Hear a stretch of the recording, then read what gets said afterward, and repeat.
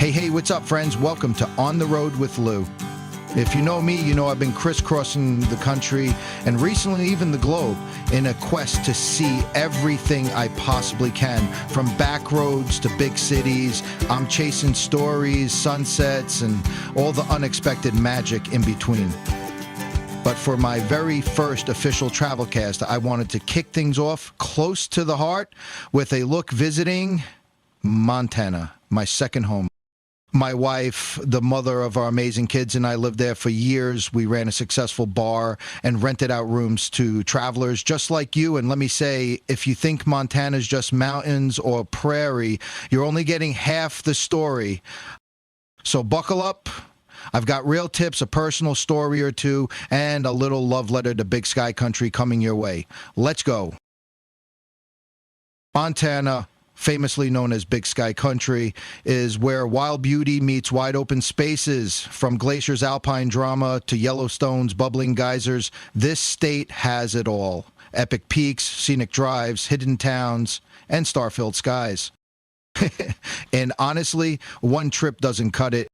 That's why we're breaking it down in a 3-part Visit Montana series, because a place this vast and breathtaking deserves more than a highlight reel.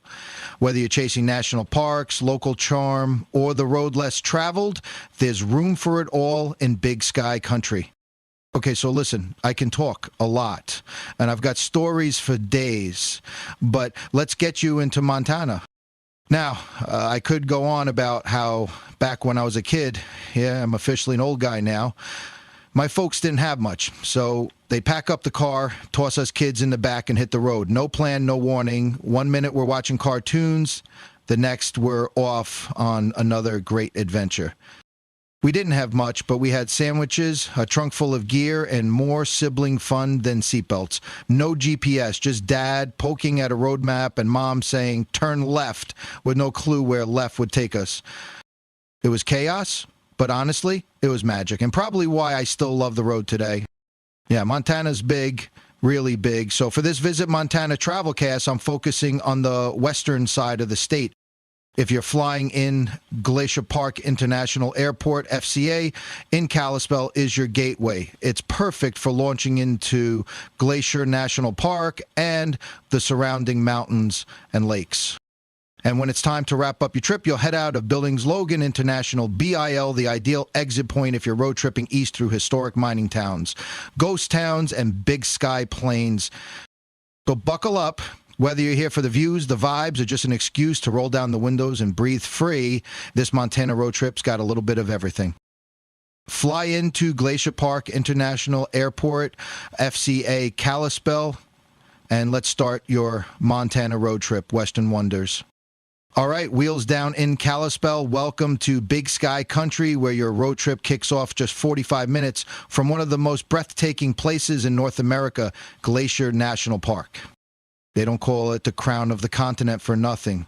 This isn't just a park. It's an experience. Picture towering peaks, turquoise alpine lakes like Lake McDonald, glacier-carved valleys, wildflower-filled meadows, and the legendary Going to the Sun Road winding right through it all. Every turn feels like you've stepped into a living postcard. Only it's real. And you're in it. You might spot mountain goats. You might see a bear from a safe distance, hopefully. You will feel small in the best possible way. Suggested time to spend. Minimum. 1 full day, just enough to do the scenic drive and a short hike. Ideally, you're going to want to spend 2 to 3 days to explore different regions of the park, hike a few trails like Avalanche Lake or Grinnell Glacier, and really soak it all in. Trust me, don't rush Glacier. This is your moment to slow down, breathe that wild mountain air, and let Montana work its magic. Let's look at staying in Kalispell.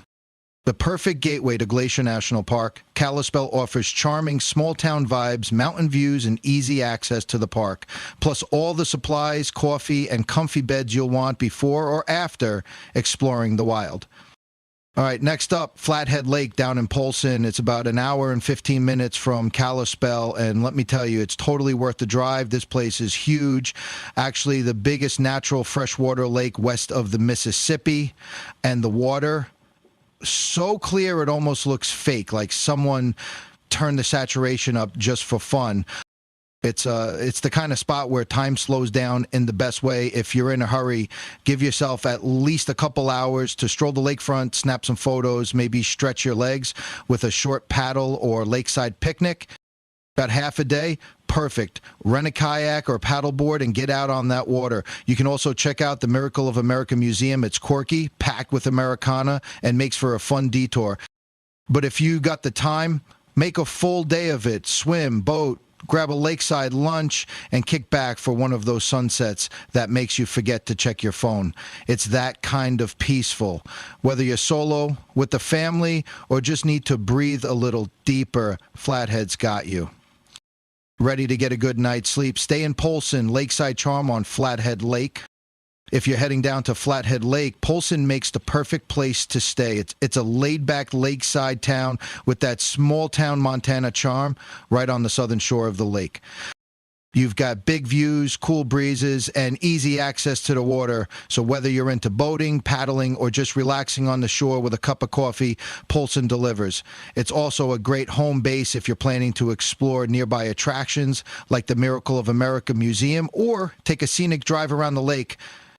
Polson feels like the kind of place where time slows down, and that's the whole point. It's not just where you stay, it's part of the experience.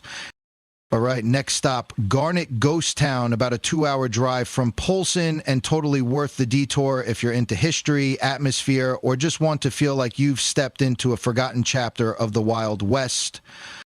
This place is one of Montana's best preserved ghost towns. We're talking old cabins, creaky floorboards, mining relics, and that eerie but unmarred silence that makes you wonder what life used to sound like here.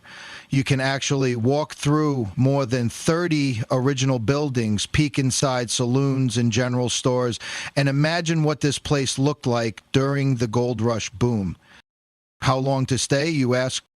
Give it 2-3 hours if you're just exploring and snapping photos, but if you're the type who likes to linger, read all the signs, or maybe do a short hike nearby, half a day is perfect. It's remote, quiet, and hauntingly beautiful, a total change of pace from the lake vibes earlier in the trip. All right, after wandering the ghostly trails of Garnet, it's time to head about 2 hours down the road to Butte, a town that's as gritty as it is full of character. Butte is a true piece of Montana's mining heartland. It's got this tough, old soul vibe with brick buildings, winding hills, and stories layered deep into the ground, literally. One of the wildest stops here is the Berkeley Pit, a massive old copper mine turned into an eerie, acid-filled lake. It sounds weird, but it's strangely fascinating. And yeah, there's a viewing platform, trust me, you'll want to say you saw it. But Butte's not just about mines. It's full of Irish heritage, crooky museums, cool old mansions, and even underground tunnels you can tour. It's one of those places where the history feels alive, scrappy, proud, and worth digging into. How much time to spend? Plan to stay the night here if you can. You could see the main sights in half a day, but staying over gives you time to take it slow, grab a hearty bite, and catch a glimpse of Butte after dark, when the old streetlights come on and the town feels like a movie set. So yeah, don't rush Butte. It's got more layers than it lets on. All right, once you've soaked up the grit and history of Butte, hop back in the car. It's just about 40 minutes to Lewis and Clark Caverns State Park, and this one's a total switch up in vibe. This is Montana's first state park, and it's got something pretty unforgettable, a massive underground cave system packed with crazy cool limestone formations. We're talking stalactites, stalagmites, twisty tunnels, you name it. The guided tour is where the magic happens, and yes, it's a little chilly down there, around 50 degrees year-round, so bring a layer. And it's not just about what's underground. The park itself is gorgeous. There are hiking trails with wide open views, wildlife, and spots perfect for a midday picnic. How much time to spend? If you're just doing the caverns tour, plan for 2-3 hours, including a short hike to the entrance. But if you want to stretch your legs on the trails or chill in the park for a while, give it half a day, totally worth it. This place feels like one of Montana's best kept secrets. All right, next up, Pictograph Cave State Park in Billings. It's about a 3-hour drive from Whitehall, so cue up your playlist, grab some snacks, and enjoy the ride across those wide Montana skies. Now, this place, it's pretty wild in the best way. You're walking into actual caves where ancient people painted on the walls thousands of years ago. Over 100 pictographs are still visible, and some are estimated to be more than 2,000 years old. It's like stepping straight into a time capsule. But the whole park isn't huge, but it's peaceful and packed with cool history. There's a nice little loop trail, interpretive signs, and lots of spots to just stop and let it all sink in. How much time to spend? Give yourself 1.5 to 2 hours to wander the trail, check out the cave art, and read up on the stories behind the images. It's a great quick stop that adds real depth to your Montana journey, literally and figuratively. If you're wrapping up your road trip in Billings, you've landed in Montana's biggest city, and a great place to unwind after all that epic scenery and fresh air. Billings has a mix of small-town charm and big city convenience. With plenty of places to stay, grab a bite, and rest up before your flight. Billings-Logan International Airport, BIL, is right on a bluff above the city, which means great views as you come and go. It's easy to navigate, has solid connections, and is super convenient for picking up a rental car or dropping one off. No stress, just smooth travel. And hey, if you want to flip this trip and start in Billings instead, go for it. This entire western Montana loop works just as well in reverse. You'll still hit all the highlights from ancient cave art to glacier-carved peaks, no matter which direction you roll. Anyway, that's the western leg of the trip. Glacier, Flathead, Butte, all of it. Beautiful country, worth every mile. But, talking about all these places, it stirs something up. Makes me think about when I first went out to Montana. Things were different then, sure, but really some things don't change. Except the fish I caught that was as big as the Montana sky. If you've got a minute, I'll tell you how it all started. My wife and I moved to Montana back in the 70s. See, I told you I was old. We came out for a business opportunity that didn't quite pan out, but man, did we fall in love with the place. It was the kind of place that just gets in your bones. Wide skies, clean air, and folks that wave at you even if they don't know your name. A great place to raise kids. We ended up opening a little bar and eatery, renting out rooms in the back. I even worked as a lumberjack for a while, real boots on the ground stuff. The whole family got in on it, and we soaked up everything Montana had to offer. The parks, the fishing, the hiking, just living. I remember floating the Yellowstone River with my son Russell during hunting season. We'd hop off on those little river islands, just the two of us, do a little fishing, simple, good times. That river taught us patience and how to be quiet together. And Glacier National Park, that place is carved into my memory. We used to drive up in the fall, take the Going to the Sun road, and always stop by McDonald Lake. Back then, the bald eagles would come in thick. You'd look up at the trees and think it was snow, only it wasn't.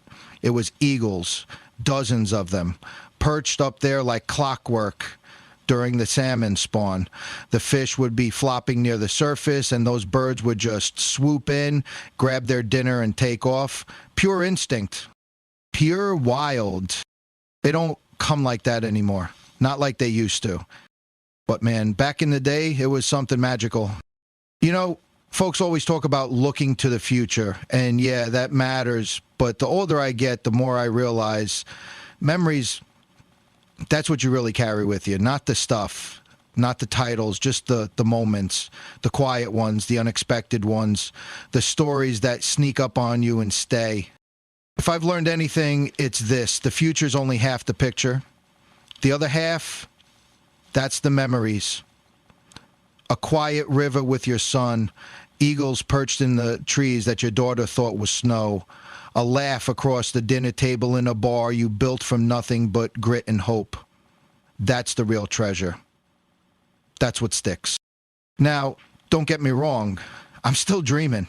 I've got places I want to see, stories I want to tell, and a few good adventures left in these old bones. Maybe someday I'll head back up the road to the sun and put together a trip for us all to take. The future's full of possibilities, and I'm not done chasing them. But I know better now than to rush past what's already been. Those memories, they're not just souvenirs. They're the blueprint for everything ahead. They shape the way forward. They remind you what matters. So whether you begin with the thunder of waterfalls or end with whispers from the past, Montana delivers every single time. That's a wrap on this leg of the journey. Stay tuned for the next part of the Visit Montana series. And remember, the best road trips don't just show you places, they leave you with stories. This is On the Road with Lou, episode 1 of 3 in Montana. Thanks for traveling with me.